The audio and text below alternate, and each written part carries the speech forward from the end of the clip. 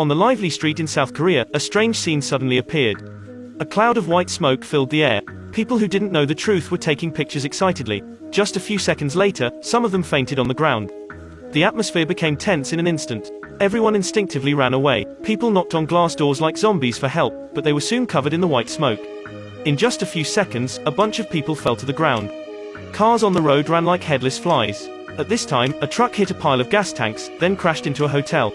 At the door of the hotel, a wedding had just finished. They were just here for a lively party. Looking at the gas tank falling in front of them, they hurried out of the hotel, but when they came out, they caught such a scene.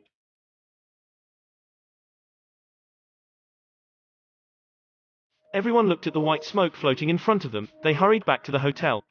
When the woman in the car got off, she fell into the smoke. Fortunately, she was carried back to the hotel. Soon, she had difficulty breathing. Burn marks also appeared on her face. Everyone was waiting for an ambulance. Yoo-Ju and Yong-Nam looked at the smoke floating higher and higher downstairs. Concerns arose within them. The building would soon be filled with smoke. Yong-Nam suggested that they should go to the roof. Everyone hesitated, because they all knew the consequence very well. Yong-Nam was a young man, who did every chore at home. Though he trained every day at the park, he was still single. Everyone thought he was a waste. Children called him a fool. Just when they hesitated, they received text messages. The government told him this white smoke was highly toxic. Just within a minute, they would die. The top priority was to go up the building and wait for the helicopter rescue. At this time, Yong-Nam found a simple tool. With everyone's tacit cooperation, they quickly made a simple stretcher. They decided to quickly move. However, when they got to the top floor, they found that the door to the roof was locked and the key was on the first floor. However, the first floor had been filled with poison gas. At this time, Yong-Nam looked at his sister who needed first aid and his elderly parents. He decided to fight for their lives, breaking the glass in front of him, jumping to the opposite floor. In this way, he could open the roof door from the outside. After several attempts failed, at last, he picked up the heaviest ornament, using a professional shot put position.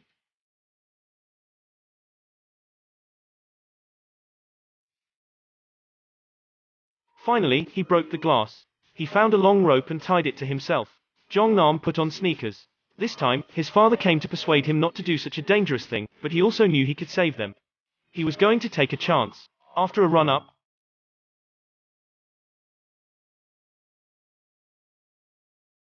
he caught the railing. The little nephew on one side also ran to encourage him. Now, it was time to try his best. Finally, he climbed up, but there were bigger challenges. At this time, Yoo threw him a bag. It was a bag of chalk, used to increase friction. After climbing a few floors easily, he needed to jump across. He wanted to hang the stick in the grooves in the wall, but he failed. Fortunately, he caught the protruding stone this time. The rope was fixed every time he climbed a little. He took another look at the poison gas downstairs. He must race against the time. However, there was a remaining problem. The rope was not long enough. He thought of his relatives and Yoo. In a dilemma, he chose to take risks. Yong-Nam untied the rope around his waist, climbing up again. There was one last hurdle. It was a lion statue. Just climbing over this, he succeeded. Everyone could be saved. He had done it once before. That time, he failed, but this time, he had to succeed. Finally, he caught it. Fortunately, there was no danger. He was climbing up non-stop. There was no time for rest. He opened the roof door. Finally, there was hope behind the dark clouds. But the distress signal was too weak. The helicopter didn't find him at all. In the critical moment, Yoo turned on the switch. In an instant, the lights of the whole building flickered. The helicopter finally came to them, but the helicopter could only take 20 people. It was overloaded. Finally, Yong-Nam and Yoo chose to stay, waiting for the next rescue. However, the second helicopter didn't land, but left more people on the rooftop. Watching the gas rise, they understood that they had to save themselves.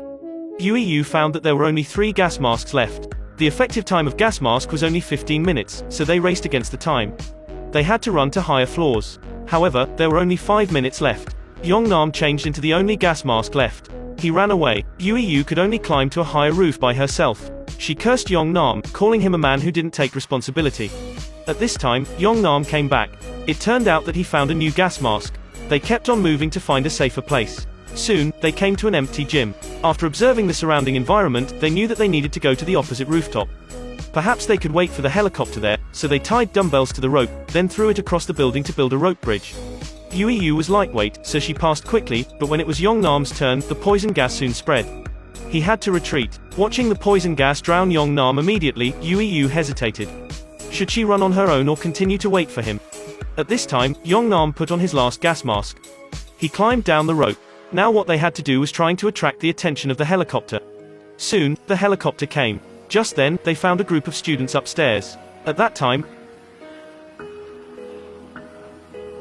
what are they doing? What's wrong with them? It's an arrow. They gave up the opportunity to the students. Suddenly, a nearby gas station exploded. The poison gas was spreading all over the place. They could only go to a higher tower crane nearby. Once again, they raced against time. At this time, a UAV appeared. They ran all the way. The drone looked for their whereabouts all the way. Soon, their way of survival spread all over the country. Everyone was cheering them up. Soon, they found out it was impossible to go to the opposite side. They stayed still in despair. The drone was also unavailable at that time.